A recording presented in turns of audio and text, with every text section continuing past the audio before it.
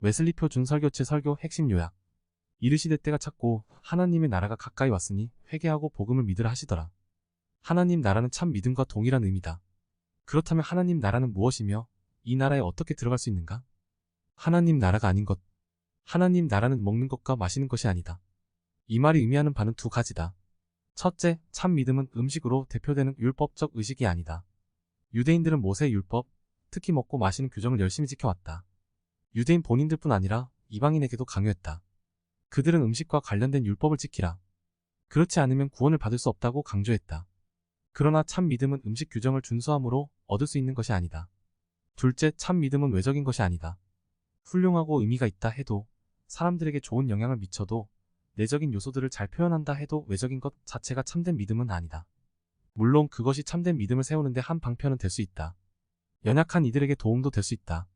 그러나 그 이상의 것을 주장해서는 안 된다. 즉 외적으로는 매우 종교적일 수 있지만 그것이 참 믿음을 보증하는 것은 아니라는 것이다. 깊은 믿음이 선행을 만들어내는 것은 확실하지만 그 진정한 본질은 이런 외적 행위가 아닌 깊은 곳에서 찾아야 한다. 하나님 나라는 참 믿음 그 자체다. 그런데 이 참 믿음이 자리하는 곳은 마음이다. 참 믿음은 교리나 바른 의견에서 성립되지 않는다. 마음이 아닌 이해력에 속하는 신학적 주제들, 다시 말해 성육신, 삼위일체, 사도신경의 동의에도 참 믿음이 없을 수 있다. 마귀도 이런 믿음을 소유하지만 그가 참 믿음을 가졌다고 말하지 않는다. 마음으로 믿지 않기 때문이다. 그렇다면 하나님 나라가 마음에 임할 때 어떤 일이 일어나는가? 성경은 이렇게 답한다. 성령 안에서 누리는 의와 화평의 기쁨이다.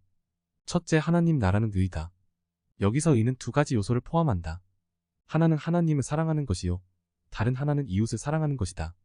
하나님을 진심으로 사모하는 심정은 이와 같다. 하늘에서는 주 외에 누가 내게 있으리요, 땅에서는 주 밖에 내가 사모할 이 없나이다. 이 사랑은 이웃에 대한 지칠 줄 모르는 사랑으로 이어진다.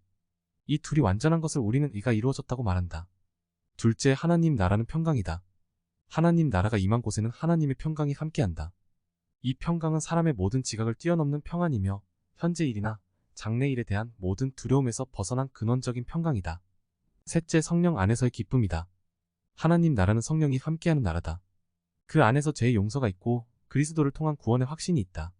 성령의 증거로 우리는 하나님의 자녀라는 확신 속에 거하게 되고 말로 다 할 수 없는 기쁨을 누리게 된다. 뿐만 아니라 미래에 사라지지 않을 면류관의 소망을 가져다주며 기쁨 속에 거하게 된다. 하나님 나라는 현실이다. 하나님께서 우리 영혼의 마음 안에 자리 잡으실 때 이 나라는 이루어진다. 그분이 우리 안에 임하자마자 우리의 마음은 의와 기쁨으로 충만한 하늘나라가 된다. 하나님은 이 나라를 우리 모두에게 주셨다. 이 나라는 우리에게 가까이 와 있다. 그때는 이미 와 있다. 이 나라는 하나님의 아들이 이룬 나라며 아들의 복음과 함께 이미 와 있다. 한 사람 한 사람에게 멀지 않고 가깝다. 그 아들을 통해 우리에게 주어지는데 회개하고 복음을 믿기만 하면 이 복된 나라에 들어갈 수 있다. 하늘이 우리 곁에 이미 와 있다. 한 사람 한 사람에게 가까이 와 있다. 그것은 그리스도의 복음과 함께 이미 와 있다. 그렇다면 우리는 이 복음을 믿기만 하면 된다. 그런데 복음을 믿는 사건 이전에 필연적으로 수반되어야 할 일이 있다. 회개다. 즉 회개하고 복음을 믿어야 하는 것이다. 회개하고 복음을 믿는 것이야말로 하늘 가는 길 그 자체다. 회개는 다음에 세 가지 관점을 포함한다. 무엇보다도 나 자신을 아는 것이다. 나 자신이 본래의 의 상태에서 벗어난 철저히 부패된 존재임을 아는 것이며 육신의 생각으로 항상 성령을 거슬러 살아가는 존재임을 아는 것이다. 발바닥에서 머리까지 성한 곳이 없이 상하고 터진 존재임을 아는 것이며 교만이라는 악의 근원에 깊이 뿌리 박혀 있어 끊임없이 각양의 죄악을 범하는 존재임을 아는 것이다. 나 자신에게는 이 같은 처지를 타개할 아무런 능력이 없음을 절감하는 것이다. 어떤 최고의 선을 행한다 해도 하나님의 최저의 기대에조차 맞출 수 없다는 사실을 인정하는 것이다. 그런데 진정한 회개는 여기에 머물지 않는다. 즉, 죄에 대해 통렬히 슬퍼하고 하나님의 진노를 영혼 깊이 두려워하며 나 자신에겐 이 문제를 해결할 아무런 능력이 없음을 통렬히 깨닫는 것이다. 이 좌절 가운데서 하나님의 은총만을 바라보는 것이다. 진정한 회개는 자기 자신에게 철저히 좌절하는 가운데 하나님의 은총, 예비된 복음을 간절히 바라게 되는 것이다. 이러한 회개에 이른 이는 하나님 나라에서 멀지 않다. 그는 복음을 믿기만 하면 가까이에 있는 하늘을 소유할 수 있다. 복음은 예수 그리스도로 인해 인류에게 나타난 모든 계시며 그 요지는 예수 그리스도께서 죄인을 구원하시려고 세상에 오셨다는 사실이다. 이 복음을 믿을 때 하늘은 우리의 현실이 된다. 하나님은 진실한 심령으로 회개하고 그 거룩한 복음을 믿는 자를 의롭다 하시며 성령 안에서 평강과 기쁨을 한량없이 부어주신다. 여기서 믿는다는 것의 의미는 성경의 진리나 신앙적 신조 등에 대한 동의 그 이상의 것이다. 믿음은 그리스도, 예수를 통해 나타난 하나님의 사랑을 확고하게 신뢰하는 것을 의미한다. 즉 하나님의 아들께서 나를 사랑하사 나를 위해 자신을 주셨다는 사실, 십자가의 보혈로 말미암아 하나님과 화평하게 되었다는 사실에 대해 성령이 우리 영과 더불어 증거하는 확신이다. 이 확신에 이를 때 두려움과 슬픔과 탄식이 사라지고 평안과 기쁨이 우리의 심령에 충만하게 된다. 이 확신 속에서 그는 하나님을 진심으로 사랑하게 된다.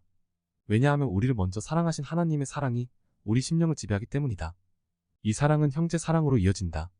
그는 성령의 열매로 충만하게 되어 온전한 하늘 사람으로 변모된다. 너울을 벗은 얼굴로 주의 영광을 보게 되는 것이다.